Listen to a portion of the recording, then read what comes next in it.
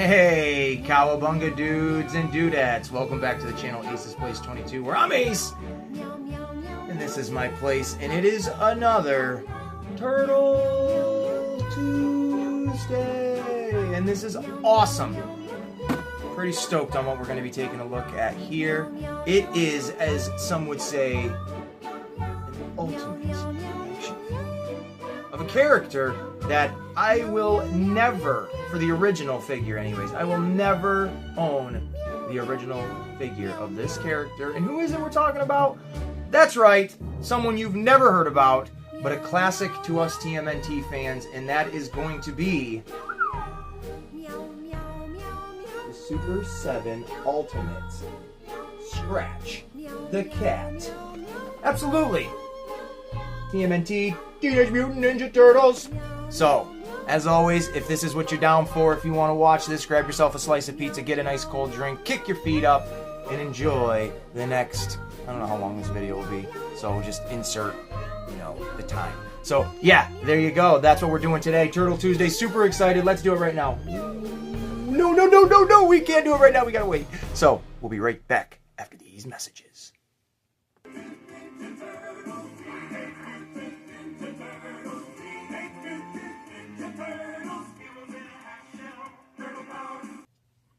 Yeah, boy.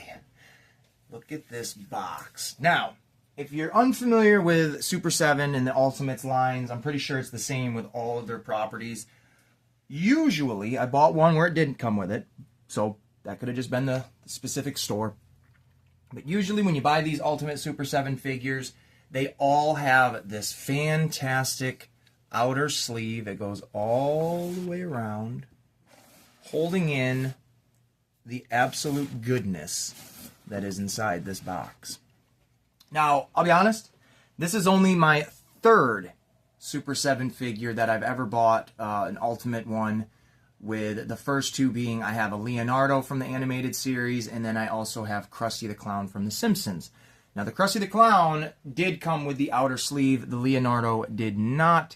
I'm assuming, again, just off the top of my head, the one with Leonardo, I don't know, I bought it at a little comic shop, so maybe it just didn't have it, from the previous owner or however it was shipped. I don't know. Don't really care. It doesn't bother me. Because, unfortunately, with this outer sleeve, as neat as it is, I mean, it's not anything you're going to write home about, but it's pretty neat because they do put, a specific logo on there for the said character. But you can't see anything through the damn thing.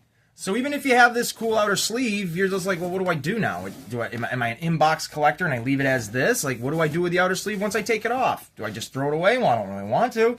It's got a cool logo on it, blah, blah, blah, blah, blah. So me, myself, when I display the Leonardo one, I don't have to worry about the outer sleeve. When I display the Krusty the Clown one, I usually will find a spot because the Krusty one actually looks like the blue sky with the white clouds, the Simpsons, a la intro. So I can kind of get away with sticking that one in the background and just kind of having it look like it's filler with the display and stuff. Where I don't know necessarily what the Leo one would have looked like, but for this specifically, this doesn't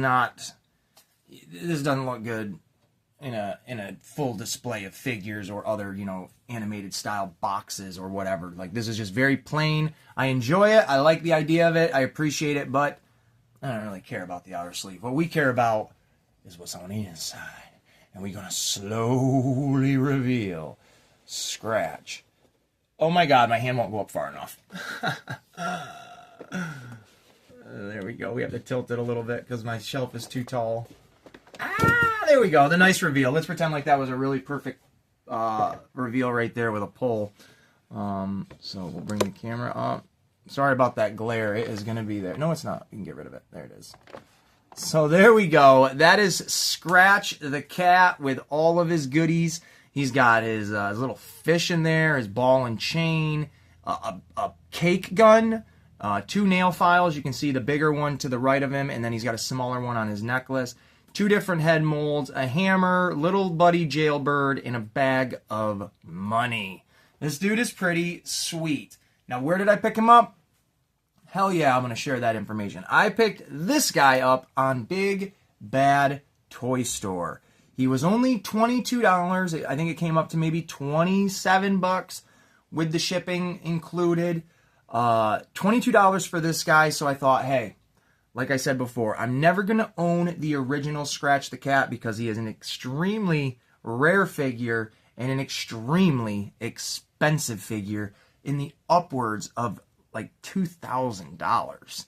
Crazy, and I'm not that type of crazy. I'm a little crazy. I ain't that crazy. So I said to myself, you know what? He doesn't fit the size and everything of the originals and blah, blah, blah. I'm not trying to pretend he is. But to be able to have a Scratch the Cat of a figure is pretty damn awesome. And I wasn't going to sit around and wait for this thing to skyrocket back up to like possibly $60 or whatever these go for. So for $22 on a website that I trust, I've ordered from them tons of times, this was a no-brainer. They've got a handful of other characters I would absolutely love to have, but one of the biggest reasons, and I've already said it, but I'm going to emphasize it, one of the biggest reasons I bought him was because I don't have any version of this character in any form. They've got, like, I'll just throw examples out there. They've got, Ace Duck. I think there's a Krang, the Samurai Leo from all the animated series, and they're all $22 a piece. Fantastic prices for these figures because these are high quality toys. But I'm not in the business of wanting to collect, every single Ninja Turtle thing that they possibly make, every single character, every single toy. I'd like to have, for the main vintage line, one of every character that I can come across that's obtainable. But since I can't do that with this character, that is why I specifically bought this off of Big Bad Toy Store. This specific character, because I don't have him at all. So now that we've said all that, he's an awesome looking toy. He's an awesome looking character. I should have done my research, but I do not believe he has ever appeared in any form or fashion for the animated series. Like some of the other characters that they have made for these toys, you've got Dr. L. Oh my God, why can't I think of anybody? Half Court, Hothead, Hot Spot, Lionheart, Sergeant Bananas. You got a whole slew of characters from the original vintage 1989 Playmates series that never appeared in any of the, the cartoons or whatever, but they still appeared as that version in a toy form, and that is exactly, to my belief, what Scratch was representing, was those toys that weren't in the cartoon, which is fine with me. So I'm very happy to have them. We will kind of rotate the box. There's not a lot going on with it, but we will take a look at the box because it does have some really cool design to it. I don't know if most of them are like this, but this one has this really cool brick look to it. I'm a huge fan of that. What I actually have him setting on is a Extreme Playsets diorama that looks like it's all brick and graffiti. So this blends in very nicely. And here we go. You know what? There's a bio on the back. Let's read the bio. That might have helped us from the beginning. Scratch the Crafty Crook Cat. He's been sentenced to 9 life terms. He's busted out of jail 9 times. Now this flea-bitten feline is free to frolic with the Fetid Foot Clan. I'm going to sneeze. You ready? Okay, we got that one right when we needed to. Scratch is the meanest street cat you're likely to meet, and if you perchance do run into this mutant mongrel, run him over before he scratches you senseless. But be aware, because Scratch is the master of trickery. That's how he gets out of jail all the time. He may fool the fuzz by offering them a piece of criminal cake gun. Then it's swipe, swipe, and Scratch is off running with his swindling sidekick, Jailbird. Hey, that's a pretty cool little bio right there. And I gotta say, Super 7, you do a very good job with putting a bio on the back of that and really filling out, the colors of who these characters are, or specifically who this character is. That's a fun little read. It gives you a nice little idea of who this character is. NECA be doing that once in a while on their individual boxes, but overall, it's always the same prints, and I'm always complaining about it because, hey, there are certain characters that we come to know through the toys. I don't want to sit here and talk about something I don't know. I mean, a little bit of this is it goes a long way. But we've got, you know, glossy paint, not paint, but a nice glossy look to the application of this box. I like it a lot. I like the foot logo there. You got a little power box here, whatever. And then the Super 7 Nickelodeon logos right there. We'll take a look at the bottom, because why not? I don't know if it says anything specific, but there it all is. Pretty cool. Contents: 1 figure with accessories. And then that's the top. So without any further ado, I think it's time we get right into the box. We're going to break... let's reverse that. So without any further ado, let's break this guy out of the box. Dude, look at this freak. This is one of the cooler looking Ninja Turtle characters. I mean, there's a lot of really cool looking Ninja Turtle characters. I'm, you know, obviously biased. But they're all mutants of some sort. So to see just a, you know, a cat, a simple thing like that after seeing so many bizarre, you know, mutated animal hybrid people from Ninja Turtles, it's nice to just kind of like, oh, all right, this is just a simple cat just breaking out of jail. And like it says on the bio, he's, you know, been sentenced to 9 lives. He's breaking out of, or 9 terms, 9 life terms with, you know, breaking out 9 times. And you can even see that the number on his uniform is the number 9, playing into that cat's 9 lives thing. So there are some pros and cons to this. I'm going to first say, out of the 3 Super 7 figures I have, this is the only one I've ever opened. This is my first time having hands-on experience with one of these figures, and I'm partial. I think they're all right. I don't think they're the best. I don't think they're the worst. Do I think they are a contender for one of the better figures? Abso-freaking-lutely. And you'll hear my cons and my pros in a few minutes. But as of right now, let's take a look at the accessories, because why not? So my dude here comes with a ton of hands, just like every other action figure known to mankind. So both hands, you know, they are mirrored. Both hands are the same on whatever I'm trying to say. I'm losing train of thought. We've got 2 fist hands. We've got, these are the same ones? Yep. These 2 kind of like creepy looking scratch claw hands. I might put one of those on. And then we've got these 2 style of grippy hands, which I'm pretty sure the right hand is on the figure and then the left hand is on the figure for these, because they do not look the same. So there you go. Grippy hands, punchy hands, holding hands. And then for his... we'll do his head next. Now, I will not be doing a head swap on this video, because the head that he actually came with is the one that I'm leaving him with. But if you do want to switch him out, you get this one, which, if you can kind of tell why I don't want to use this one, it jumps right off the screen. Now, I did Google images of this character to see if, like, maybe my paint application was put on, like, the wrong way. This is how they all look. And if you're not sure what I'm talking about, it's the eyes, Chico. They never lie. You got one eye staring straight into your soul. And then this one eye is checking out your girl behind your back, almost. So, bit of a cockeyed look. I get it if you're looking at him like this. You're always going to have to leave your figure at a weird angle. But if he's straight on, I don't like that at all. I don't think that's a very good way of doing his eyes. I'll be honest with you. I'm not a fan of that. But the paint itself is very, you know, it's very nice. It's not just that one tone. It's got, you know, a little bit of layer to it. It's kind of give him, you know, a little bit of orange in his light tan. They even did it inside the ear, and then he's got some dark up top. But it's not terrible. Not terrible at all. It's not any better or worse than a NECA figure. I'm going to say that right now. I know a lot of people that are like, oh, the NECA paint application is no. I'm sorry, but when I opened this up, there was some chipping in the joints, just like the NECA figures, so I'm not going to cry about it.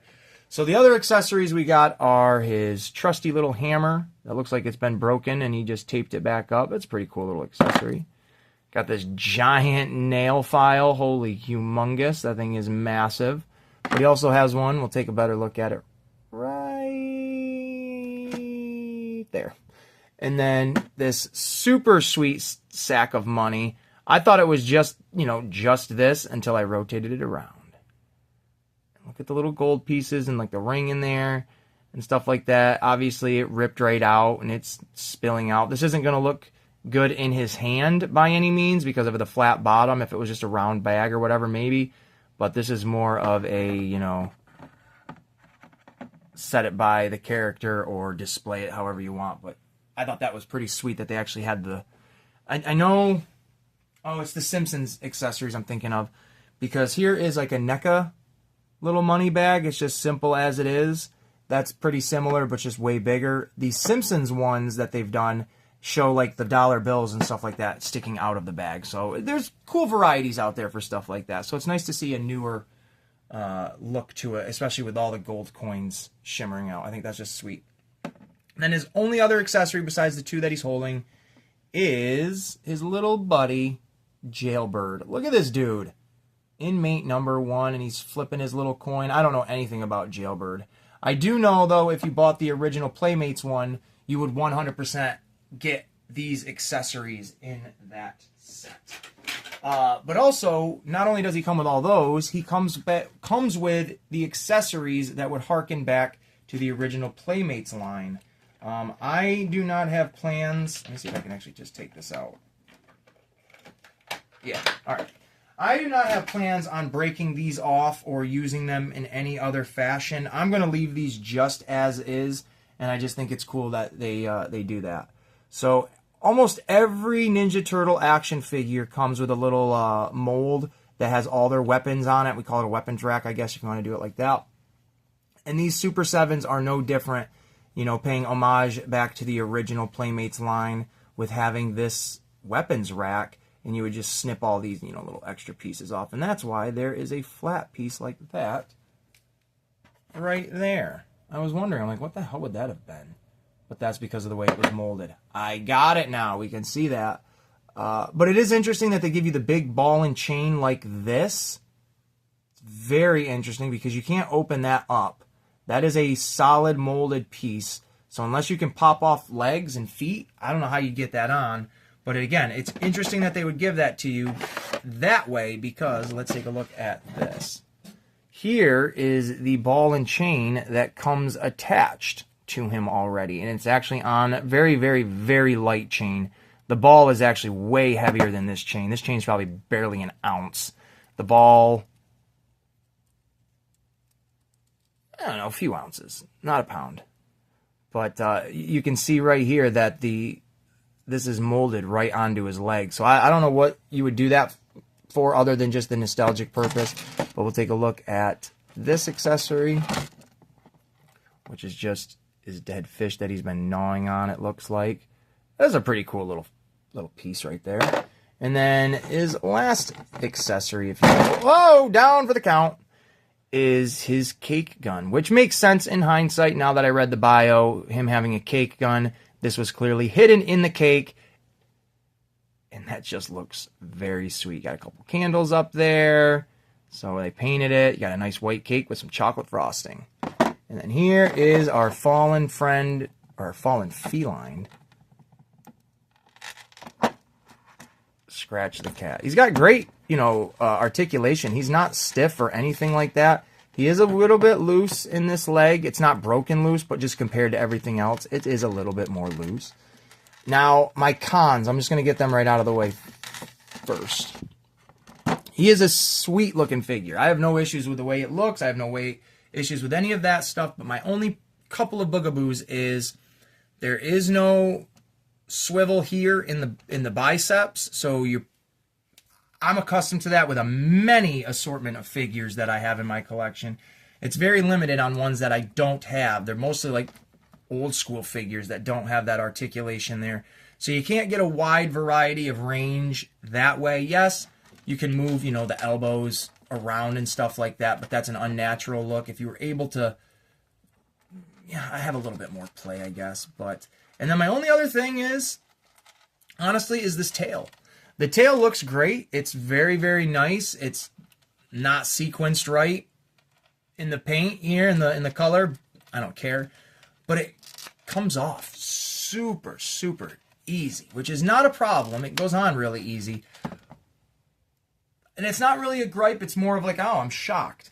I'm really shocked that that's the simplest way they were going to do the tail. I thought it was going to be on a ball joint that you could rotate and put it in different poses and stuff like that. It looks fine. No complaint. Don't interpret that for what it is. But you can see he's got his clothes are ripped every which way. He's got one huge cat foot. His boot is still on. This guy looks great. And again, you got that articulation in the thigh. You can move the knees. They're not huge, crazy articulation there. You can move that foot right up like that if you really wanted to. Whoa, he slipped and fell on his ball. But he's pretty sweet. I'm very happy to have him. And again, there's his other little nail file. You could take this right off if you wanted to. I like it on there. It gives him a lot of character. So the head's got good movement. He's got pretty decent movement there. Nothing. Oh no. Let me figure it out here. He's got some waist movement. I thought he was all solid. He's got some decent waist movement right here, you can see. And then he's got that, I don't know if it's ab crunch or just that abdominal joint there. But he's pretty sweet. For $22, I really cannot complain. I'm not going to complain because I chose to buy it. Like, that'd be stupid, right? So I'm pleased with him. And that's going to wrap it up for this Turtle Tuesday. I hope you guys have enjoyed it. I have enjoyed this Turtle Tuesday. This is one awesome character to add to the collection of figures I've never had before or characters I've never had before. So, yeah, man. If you guys have enjoyed this, please definitely like and subscribe and share the damn video because it's just so much fun to do that. I hope everybody has had an amazing day. It is an awesome Turtle Tuesday. Thank you guys so much for watching this. And stick around for more videos to come for the rest of the week. Because that's called the grind. And we'll see you guys in the next one. So until then, peace, love, and pizza grease.